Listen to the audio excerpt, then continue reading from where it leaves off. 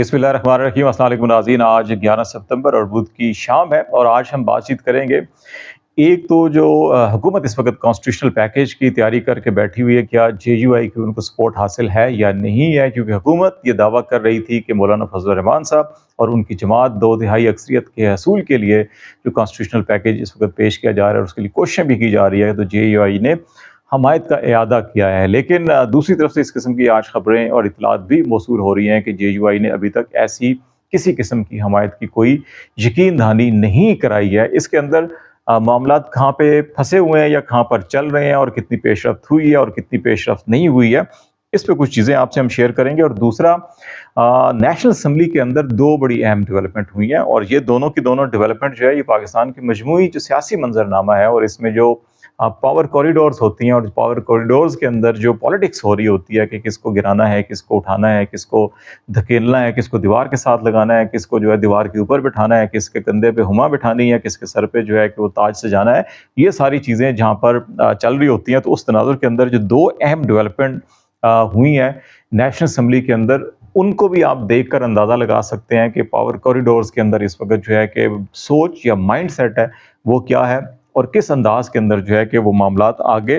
बढ़ सकते हैं या बढ़ रहे हैं। क्योंकि ये सितंबर और अक्टूबर के वस्त तक जो है कि यही, और ख़ास तौर के ऊपर ये सितंबर जो है ये सबसे इंतहाई अहम और नाजुक महीना है कि इसी के अंदर जो कुछ हुकूमत ने करना है कर सकते हैं वो करेंगे। जो कुछ मामलात जो है कि कादी फ़ायज़ा साहब जो है कि वो इस ख्वाहिश का इज़हार तहरीरी तौर के ऊपर बयान जारी करके कर चुके कि अगर सबको मुद्दत मुलाजमत में तोसी मिलती है तो उनको भी कोई एतराज़ नहीं है, और उन्होंने ये कहा कि सिर्फ उनको अगर दी गई तो वो नहीं लेंगे, फ़र्द वाहिद को दी गई तो नहीं लेंगे। तो इसका मतलब है कि उनके यहाँ ख्वाहिश तो मौजूद है और राना सनाउल्लाह साहब का ही नैरेटिव उन्होंने उसको इंडोर्स किया, अगरचे जो मीडिया टॉक के अंदर उसकी वो नफ़ी कर रहे थे और कह रहे थे कि राना सनाउल्लाह साहब तो उस मुलाकात में नहीं थे। तो इस तनाजुर के अंदर आपको जो नेशनल असम्बली में दो बड़े अहम इक़दामात हुए, एक तो ये हुआ कि स्पीकर नेशनल असम्बली ने तहकीकात का हुक्म दिया, और तहकीकात कौन सी दी, वो जो पार्लियामेंट हाउस के अंदर घुसकर ऑपरेशन किया गया, अरकान पार्लियामेंट को गिरफ्तार किया गया और वहाँ की जो लाइटें बंद की गई और दरवाजे खोले गए और चाबियाँ दी गई ताले खोलने के लिए उन तमाम के तमाम लोगों को जो अंदर गए थे।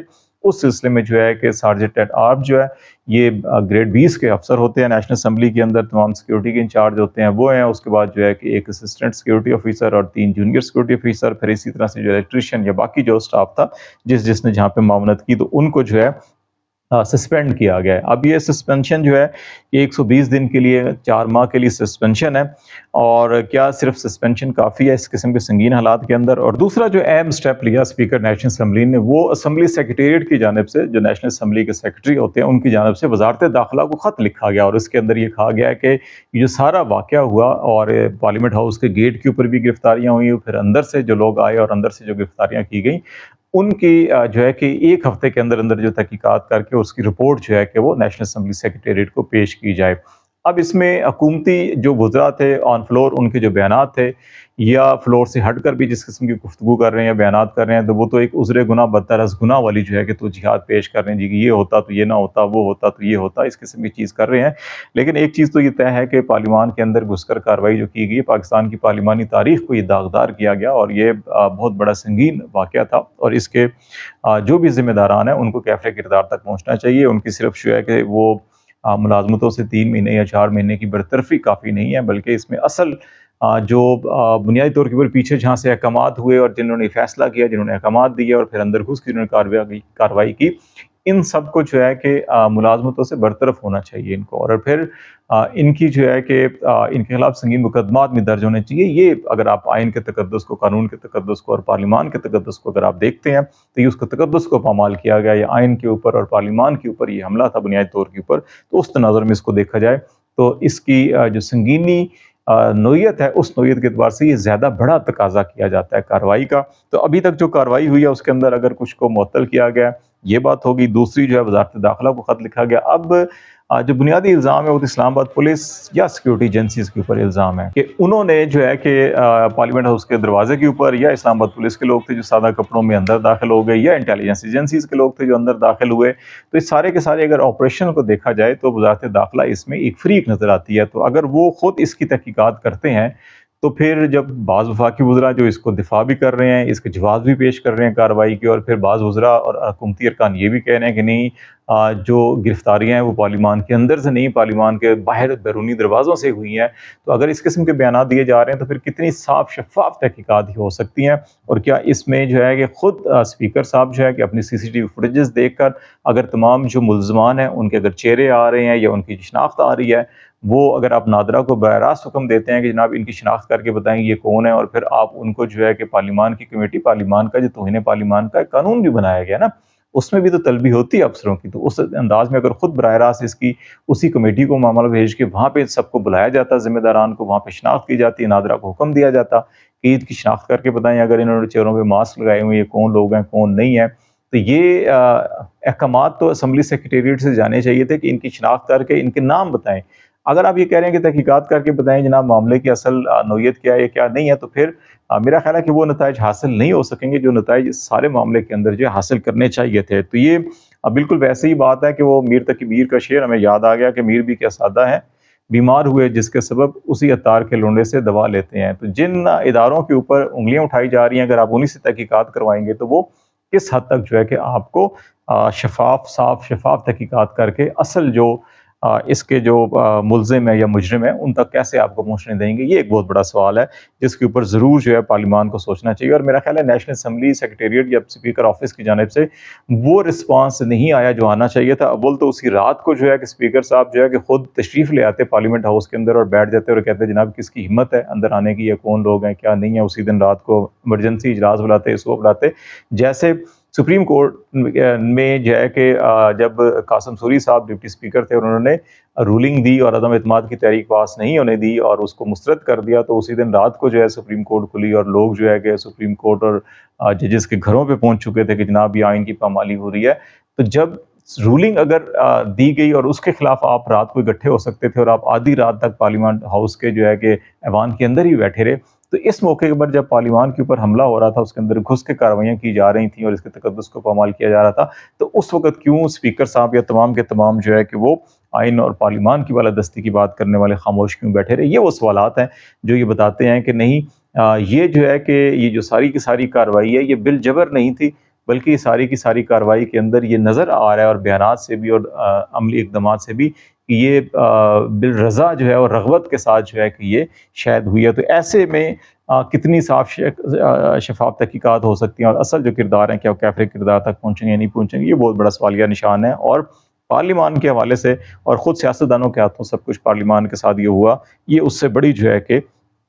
یہ افسوسناک چیز ہوگی۔ دوسرا معاملہ پروڈکشن آرڈر جاری کیے اسپیکر صاحب نے ان تمام ارکان اسمبلی کے جن کو پارلیمان سے یا ویسے بھی گرفتار کر کے پارلیمان کے باہر سے گرفتار کر کے لیا گیا۔ یہ ایک حوصلہ افزا اقدام ہے اور اس کے نتیجے میں یقینی طور کے اوپر کل جو ہے کہ 11 بجے جب اجلاس ہوگا صبح،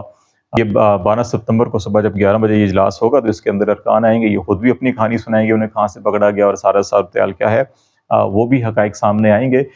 لیکن یہ چیزیں بتاتی ہیں کہ ابھی جو ہے کہ حکومت کی گرفت معاملات کے اوپر یا ایون حکومت یا حکومت کے پیچھے جو پاور کوریڈورز ہیں ان کی شاید معاملات گرفت اتنی مضبوط نہیں ہے کہ جس چاہے انداز کے اندر جو کاروائیاں ہو رہی تھیں اور کسی کو جو ہے کہ وہ اسمبلی فلور کے اوپر سینٹ کے اندر پیش بھی نہیں ہونے دیا جا رہا تھا، کسی کی ضمانتیں بھی نہیں ہونی دی جا رہی تھی ایک دو سال سے، تو اب جو ہے کہ شاید حالات ویسے نہیں ہیں۔ اب خود بھی جو حالات کی سنگینی ہے اس کا ادراک جو ہے کہ شاید حکومت کو بھی اور حکومت کے وزراء کو بھی، اسپیکر صاحب کو بھی ہے، اس لیے پروڈکشن آرڈر جو ہے کہ انہوں نے آج جاری کر دیے۔ وعدہ کل کیا تھا انہوں نے، آج جاری نہیں کیے لیکن آج جاری کیے ہیں تو اب وہ کل آئیں گے۔ تو یہ ایک پازیٹیو تھنک ہے اور اس سے جو ہے کہ اندازہ ہوتا ہے کہ نہیں، اب معاملات کہیں نہ کہیں اتنے بگاڑ کی طرف شاید نہیں جائیں گے جتنے تصور کیے جا رہے تھے۔ پھر بات آئی سب سے اہم بات جو ہے مولانا فضل الرحمان صاحب کی، کیا یہ جو سارے معاملات آپ کو بھی ہمدردی بلاول بھٹو صاحب کی تقریر اور یہ ساری چیزیں جو نظر آ رہی ہیں کہ مل بیٹھیں اور راستہ نکالیں اور یہ چیزیں ساری کریں، کیا یہ ایسا تو نہیں ہے کہ حکومت کو بھی شاید اب یہ یقین ہوتا جا رہا ہے کہ 2/3 ان کو نہیں مل رہی؟ اور محمد علی درانی صاحب سابق وفاقی وزیر اطلاعات بھی رہے ہیں اور یہ بہت سے جو پاور کوریڈورز کے مضبوط حلقے ہوتے ہیں ان کے قریبی بھی سمجھے جاتے ہیں۔ یہ فضل الرحمان صاحب سے انہوں نے گزشتہ روز ملاقات کی تھی اور انہی حلقوں کی جانب سے یہ خبر جاری کی گئی کہ جی کہ فضل الرحمان صاحب نے تو کہا ہے کہ وہ آئینی پیکیج کی نہ تو ان سے کسی نے شیئر کیا تو نہ وہ اس کی حمایت کریں گے۔ ابھی معاملہ اگر آپ ساری کی ساری چیزیں دیکھیں، میرا خیال ہے کہ فضل الرحمان صاحب جو پاکستان کی سیاست کے اندر ان کا کردار ہے اور جو وہ سیاسی مستقبل کو دیکھنے کی صلاحیت رکھتے ہیں، اور جتنے وہ عوام کی نبض کو سمجھتے ہیں، ان حالات کے اندر کم سے کم جو عوام کا موڈ ہے، عوام کا مزاج ہے، ہم پہلے بھی یہ بات کر چکے ہیں، اور خاص طور کے اوپر کے پی اور بلوچستان میں، کیونکہ ان کا ووٹ بینک زیادہ ہے، وہیں سے وہ نشستیں جیتے ہیں، اور وہاں پہ جو اس وقت صورتحال ہے، یا تو لوگ جو ہے قوم پرستوں کی طرف رجوع کر رہے ہیں، یا جو پی ٹی آئی کی طرف جو ہے کے پی کی ایک بڑی واضح اکثریت جو ہے 70-80% ووٹر جو ہے وہ اس طرف دکھائی دے رہا ہے۔ تو ایسے حالات میں فضل الرحمان صاحب کے لیے بڑا مشکل فیصلہ ہوگا کہ وہ دوسری طرف کھڑے ہو کے ان کو سپورٹ کریں، لیکن اس سپورٹ کے نتیجے میں ان کو الٹیمیٹلی کوئی گراؤنڈ زمینی حقائق میں کوئی فائدہ نہ ہو سکے، اور ان کی مستقبل کی سیاست خطرے میں جا رہی ہے، تو وہ محض 2-4 وزارتوں یا 1-2 صوبوں کے گورنر بننے سے شاید ان کی تسلی نہیں ہوگی۔ اس لیے وہ اپنی دور اندیشی کا مظاہرہ کرتے ہوئے جو ہے کہ وہ ہماری بھی جو جے یو آئی کے اندر کچھ لوگوں میں بات چیت ہوئی ہے، تو ان کا بھی خیال ہے، ان کا یہ خیال نہیں ہے کہ کوئی 2/3 کے لیے یا کسی 1-2 وزارتوں یا گورنرشپ کے لیے جو ہے کہ فضل الرحمان صاحب جو ہے کہ اتنا بڑا کوئی سٹیپ لے سکتے ہیں۔ تو اس لیے اب حکومت کو یہ شاید ادراک ہو رہا ہے کہ ان کی شاید وہ جو خواہش تھی بہت شدت کے ساتھ کہ 2/3 اور پھر پورے کے پورے کانسٹیٹیوشنل سٹرکچر کو، جوڈیشل سٹرکچر کو چینج کیا جائے، اور پھر الیکشن کمیشن کا سٹرکچر اور اس کو فیوریبل بنا سکیں، اور پھر اپنے اگلے 3 سے 5 سال جو ہے وہ محفوظ کیے جا سکیں، وہ ان کو بھی مشکل میں دکھائی دے رہا ہے، تو جس کی وجہ سے شاید ابھی آپ کو فلور کے اوپر بھی، اسپیکر آفس میں بھی کچھ ایسے اقدامات نظر آ رہے ہیں جہاں پہ اپوزیشن کو کچھ ریلیف ملتا ہوا یا اس کو سپورٹ کرتا ہوا جو ہے کہ کچھ چیزیں نظر آ رہی ہیں۔ لیٹس سی، دیکھتے ہیں ڈیولپمنٹ کیا ہوتی ہیں۔ ابھی آپ کو ہم اگلی جو ایک ہم کوشش کریں گے کہ جو کے پی میں ایمرجنسی کے حوالے سے بات چیت ہو رہی ہے، اس پہ ہم نے کافی لوگوں سے بات کی، ویلاگ ذرا لمبا ہو جائے گا، تو اس کو ذرا میں مختصر رکھنا چاہ رہا ہوں۔ صرف اور صرف ہم کے پی اور وفاق کے تعلقات، اور یہ جو ایمرجنسی کی بات آئی، اور اس کے اندر کانسٹیٹیوشنل پولیٹیکل ایشوز، زمینی حقائق، سیکیورٹی ایشوز، یہ سارے مل کر جو ہے کہ کتنا اس کے اندر وزن ہے کہ یہ ہم ایمرجنسی کی طرف جا سکتے ہیں کے پی کے اندر، اس پہ ہم بات کریں گے نیکسٹ ویلاگ میں۔ اب تک کے لیے اتنا ہی۔ خالد جمیل کو اجازت دیجیے، اللہ حافظ۔